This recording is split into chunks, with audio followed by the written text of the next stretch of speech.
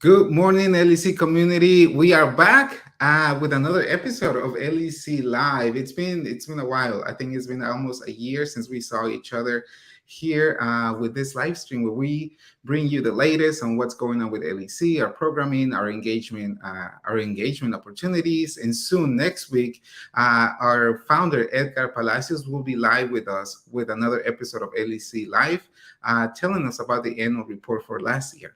But today, I'm excited to tell you a little bit of what is going on with LEC, our upcoming engagement opportunities. On May 18th, we have our virtual career fair. New this year, we have an in person portion where candidates, prospective educators, or anybody that is looking to be in the education field will get a chance to visit with school districts, 9 school districts, and have open interviews with them at our space on May 18th. At the same time, throughout the day, our virtual career will be going on, where our deputy director and our vice president of pipeline programs will be interviewing and having conversations with different school districts. That you will get to learn more about them, their opportunities, and more about their culture in their schools. Also, coming up, we have Protecting Your Mental Health, Insanity with Dr. Nancy on May 23rd. And at the end of the month, we launch our Read Conmigo summer book study and professional development series. So that is why we are here today. I would like to introduce our two special guests who will be telling you more about Read Conmigo, why Read Conmigo, why it's important for us to read the works of Latin American authors, and for us to highlight those in the classroom. So help me welcome Margarita y Carolina Simon Pardo. How are you? Hello, everyone. Good. Thank you so much for having us here, Ivan. Thank you for being here with us. I see that you are outside. It's a beautiful day. Uh, yes. Margarita, how are you? Oh, yeah, I'm doing good. Thank you for having us. I'm in my office slash home. That's okay. Well, tell us about yourself and your journey to education. Tell our audience. We want to get to know you more and who will be with us. You two will be with us later on in the month. Yeah. So tell us more about yourself. Well, I am Carolina Simon Pardo. I am from Colombia, and I am the Assistant Director of the Center for Latin American and Caribbean Studies at the University of Kansas. Mhm. Yeah, so Margarita Nuñez Arroyo. Um, I'm a PhD student right now at the University of Kansas. I was born in Mexico, but I grew up in Compton, California, and now I reside here in Lawrence, Kansas. Yeah. So in a month, right now we are promoting a Read Conmigo series. It's something different that we've never done before. So I want to know from Margarita, tell us about your relationship with literature. Yes, so I said I grew up in Compton, California, and I love where I come from. Um, there are a lot of stereotypes of where I came from and these things. And yes, there is violence, but there is violence in any other place. But I will say that I think that I read books voraciously, and I think I did it out of feeling like an outsider sometimes. But I think it was also this sense of my parents were always working. It just allowed me to enter into these worlds where I was not geeky and something else, and it just made me feel good. And I just loved reading. And I think it was also this desperation of I in Compton, I knew what the perception of us was. Whenever me and my classmates, I was in Mesa, Mathematics, Engineering, Science Achievement. Whenever we would go to another college, like UC Irvine, um, there were these comments being made. Oh, those are the Compton kids. So I think reading really like got this made me feel like I wasn't just that. Yeah. And I will say that students are not just that; they're much more. But I think I was in this, very young mind that I didn't quite understand all the dilemmas and structures that really create this social perception of what we have to certain places. Um, But I think that was a lot. Like I was the kid that like I would spend, I would read a book in like 5 hours. I wouldn't go to sleep on a school night because I was reading a book, and then mi mamá, Margarita, ¿qué estás leyendo? Or like, Margarita, deja ese libro, ponte a trapear, ayuda. So it was a lot of that. Yeah. No, that is good to hear that literature and books give you another sense of purpose and then give you a sense of who you are and what we can discover through books. I'm excited that we, through Read Conmigo, we will be able to highlight Latin American authors. Carolina, why is it important to elevate the works of Latin American authors?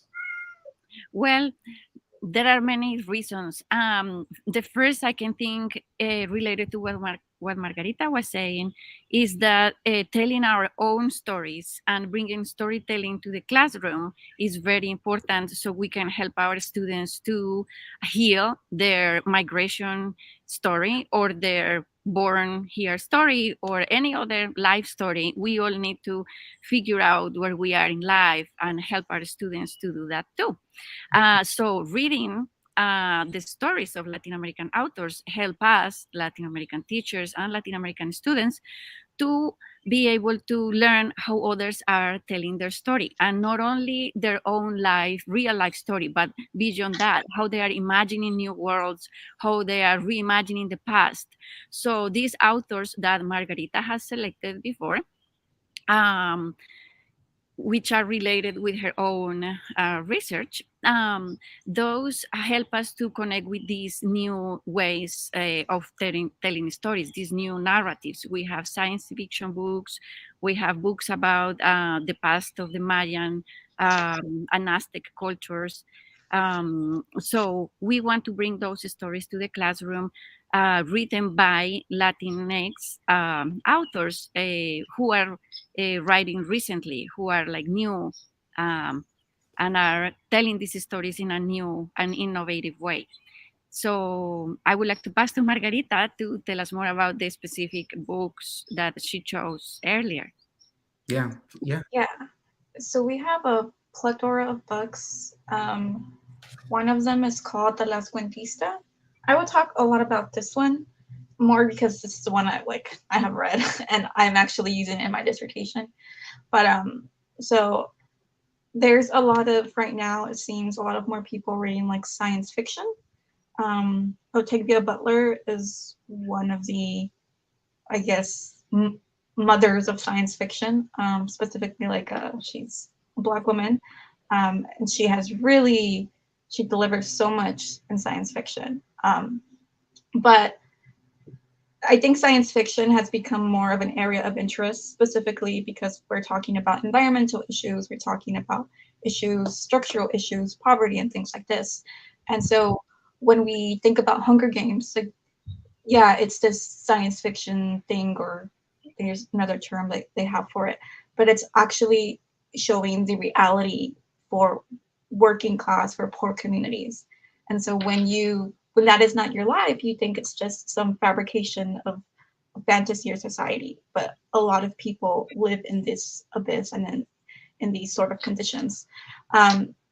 So I just want to say before I talk about it that science fiction has been pushed, and even though we mainly think about science fiction as, I don't know, Lord of the Rings or Star Wars or these very like white characters, science fictions has occurred in Black, brown, indigenous communities forever. Like we have talked about these things, and now it seems like there is more highlight about thinking that like non that non-white characters exist, but they have always existed, and these people have always written about these things. So sorry, mi gato.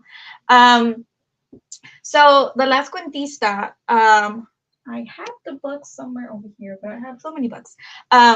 So mainly it follows the journey of a so it deals with disability, so disability studies. What do we think about? There's disability policies and there's disability justice.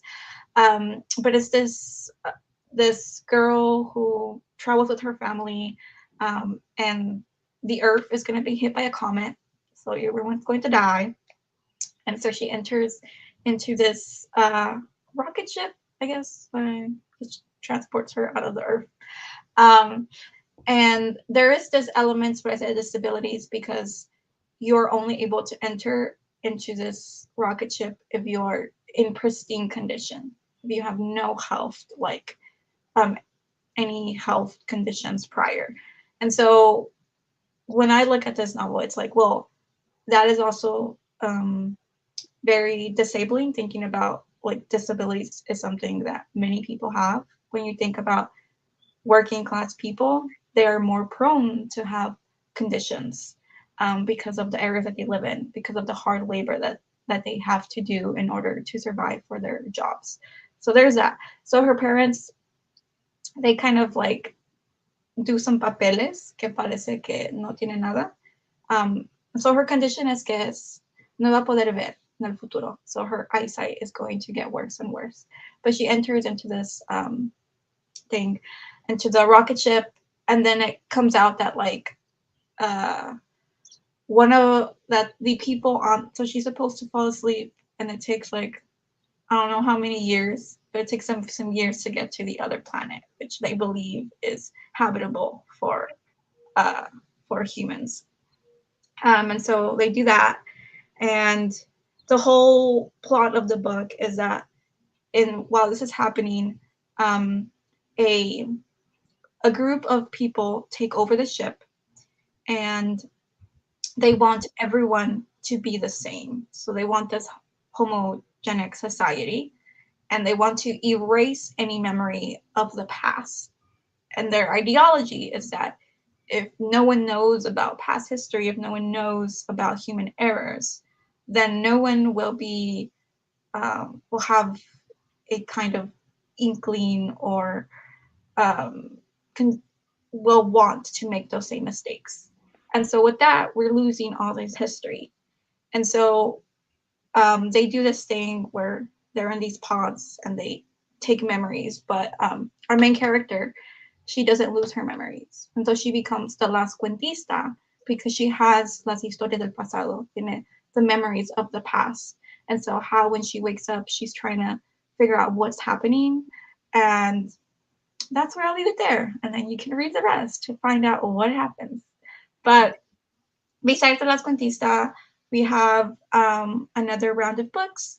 We have I think that it's very important for us to read books that specifically talk about indigeneity, specifically as someone who is Mexicana, and we know that mestizaje is such a big part.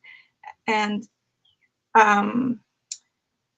it's important to read this because many times our government or governments back home in all Latin America will not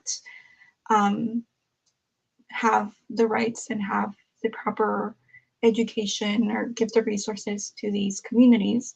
So it's important to read.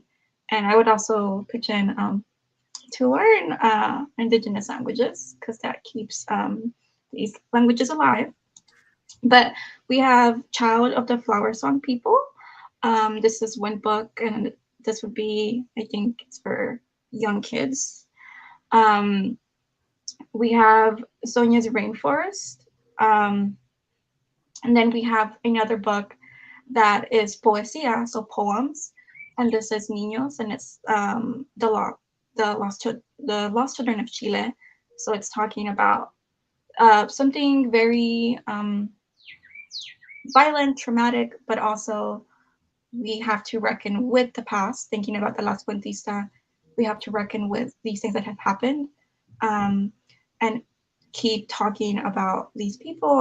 And I think one of the ways, as specifically as someone who's a literature scholar, it's like keep these things alive, keep these names alive, keep these people and their stories alive, which goes back to Las Cuentistas. Then we have the feathered, Total the Feathered Serpent.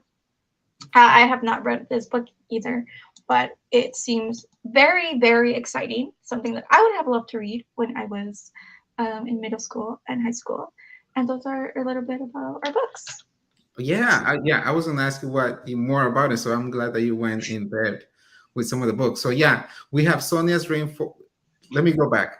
Educators can go now to our Eventbrite and register, And in there, you can read the blog that Margarita and Carolina have prepared. And it describes each of the books, which we have. And then they also divide it depending on each grade. So early childhood, kindergarten to third grade, we have Sonia's Rainforest, and it's also available in English and Spanish. For elementary grades, third to fifth grade, we have Child of the Flower Song People, available only in English. Middle school grades, fourth grade to eighth grade, Rise of the Halfling King, Tales of the Feather Serpent, El Ascenso del Rey Enano. This is available in English and Spanish. Middle school to high school grades, we have the Las Cuentistas, available in Spanish for students in world languages and heritage classes. And then last, we have middle school, high school grades, 8th grade to 12th grade, Niños, Poems for the Lost Children and in Chile. This is only available in English. So yeah, educators, LEC community, you can register, pick a book, and let us know which language you would like to use this book in. And then later on, we'll ask you more series of questions because there's some perks that you will have by joining our Read Conmigo series. Carolina, can you talk more about those? Yes. So we have designed this program for in which you can pick up one or more books. And then I want to add something about the books a little bit more. The Rise of the Halfling King has a different format. It's a comic book. So we want to attract the readers with different approaches to literature. And this one pictures the imagination and the narratives of the ancient Aztecs. So it's based on the myths. And we are going to see everything pictured through the images and also the story of the adventures of this halfling king. Also, the book Niños, the poems of the Los Children of Chile, will relate us with the history of the dictatorship in Chile. So it's another way to approach Latin American history, specifically South American history, through the perspective of the kids who suffered those times in Chile. So what we want to do in Read Conmigo is analyze and study and enjoy the narratives, the literature aspects of how they create the characters and how they tell the story. But also we want to go beyond in depth about how we can connect the contents of these books with our classrooms. For example, how we can talk about history, how we can talk about geography, about the different cultures, indigeneity. So that's where we want to create two different sessions, one about the narrative aspects of the books and the other session about these contents and how we can expand it in the classroom. We want to have experts of this science fiction literature or the Nahua people and the character in the book of the Nahua people. Also is experts in Chilean history. So all of them are going to help us to explore more how to connect this in our classrooms. And we want to have one first session live in person in which we all will connect and meet. And in this session, we are going to give you the books that you have chosen. And then we are going to be able just to connect with Latinx education. And in the next two sessions that I was mentioning about the narratives and the contents of the book, we are going to have those online. So we can participate from our homes. And we are going to have these sessions after we have had the chance to read the book. So we can have a discussion in the shape of a book club. Then at the end, we are going all to meet together in person again at KU this time. And we are going to offer some storytelling workshops with the Latinx Education Collaborative and myself. I am a filmmaker. So I would love to create with all of you, our educator participants, how we can innovate in using these books in our classrooms. And in this session, we are going to create some lessons all together that we are going to be able to share with everyone around the country. And then we are very happy to invite you to participate to this project. We have been working hard in selecting the books and also in finding ways to support how we can bring these books to your classroom. We want to provide a whole set of books for your classroom. So if you have, if you're teaching Spanish, for example, or if you're teaching ESL to Spanish speakers, and wants this book in English or in Spanish, you can let us know how many books do you need for your classroom. Or if you are a classroom teacher and you think you want to incorporate these topics in your regular teaching of social studies, or even more innovative in your language arts class, just let us know how many copy of the books do you need for your classroom. Our hope is that you use it next year, but also the following years. Okay. No, I'm excited that we will be able to help infuse different classrooms with more literature that is from Latin American authors that are currently doing the work right now, and how students can benefit from reading from Latin American authors, because representation matters and it's important for them to be able to see that they can also be authors, for us to explore a different lens in literature coming from ourselves. So I think this is it. I have shared links on comments. I have shared them on screen. So LEC community, take the time to go and register. We'll be sending more updates on social media. Carolina, Margarita, thank you for being here with us. We'll be chatting. So see you later, LEC community. Well, any final words from Carolina and Margarita? We will have a stipend to provide the teachers with some money incentive to participate in this, for your work, being creative, innovating with us, creating curriculum, and also for helping you to transport either to Kansas City for our first meeting or to. We lost her, but we knew that she was. I did not cut her off. I swear. She said that she was having a low signal, but yes, we'll have stipends. Let us know. We will try to get you a whole set of, depending on what book you want to use in the classroom. Anything else, Margarita? I don't think so. I guess if you really like Netflix, there's a good show called On My Block. So that's something I'd recommend. But thinking even if the future, like there's a lot more books that there are. I know that we don't have a book on specifically Afro Latinos. That's a huge component of our community as well. So Elizabeth Acevedo does a lot of work in, she's, I think, Puerto Rican, Afro-Puerto Rican, Afro-Boricua, I think. And so I guess I can also compose a list of more books, because we would like to have so many more books, but we had to select a few. But I don't want to, I want this to be a community where we're all. So hopefully in our next round of books, we'll have a lot more books specifically for that is talking about Afro-Latinos. And hopefully we'll even have some because we also have a lot of Asian Latino populations as well.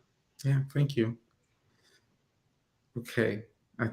Okay, Carolina, I think we are at the end of the show. And but thank you for being with us. I'll see you backstage. And LEC community, be sure to go to our links, our social media platforms, and we'll be seeing you. Thank you. Thank you. It's like us in different ways. We're sitting there like in the arena in Las Vegas. When I started this LEC community,